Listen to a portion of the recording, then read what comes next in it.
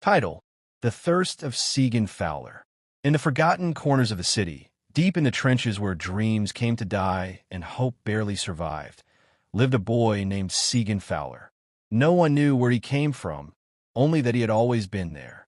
Abandoned as a baby, Segun grew up amid rusted zinc roofs, cracked pavements, and the eternal hum of struggle. Life in the trenches was cruel. Food was rare, kindness rarer, but thirst was constant. It clung to Segun like the dust on his feet, as relentless as the sun that beat down on his frail frame. On the worst days, the thirst made him dizzy and the world swam in heat waves. One such day, the sun burned hotter than ever. His lips were cracked. His throat was a desert.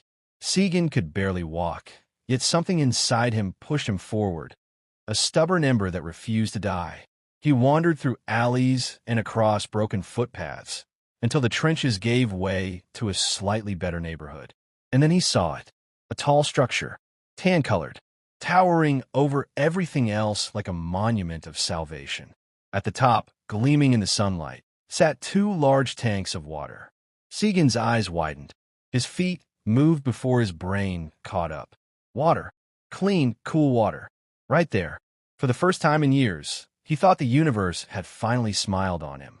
But fate is a cruel storyteller. As Segun approached the base of the tank, he noticed something off. A silvery ladder leaned against the structure, but it wasn't just high. It was steep and rusted, barely holding its form.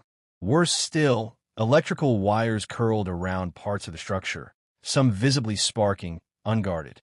He paused, then heard it, a hum, a low, dangerous buzz. It was a high-voltage inverter nearby, humming with trapped energy. A warning. The closer he got, the more the air tingled. The water tank wasn't just high. It was guarded by danger. A trap waiting for the desperate. Segun looked around. No taps, no pipes, no buckets. Just that ladder and that deadly hum. A crow cawed from above and flew away. He stood there, sweat trickling down his temples, staring at salvation wrapped in death. His body screamed for water. His soul begged for survival. He took a step back, then another. Tears welled in his eyes, not from sadness, but from the raw cruelty of it all. To be so close to life and still be dying. That day, Segun learned something brutal. Sometimes the world doesn't kill you with absence. Sometimes it kills you with proximity. But he didn't give up. He turned around, fists clenched, jaw tight, and walked away. Because if thirst couldn't kill him in the trenches, then danger wouldn't kill him in the suburbs. He'd find another way. He always did.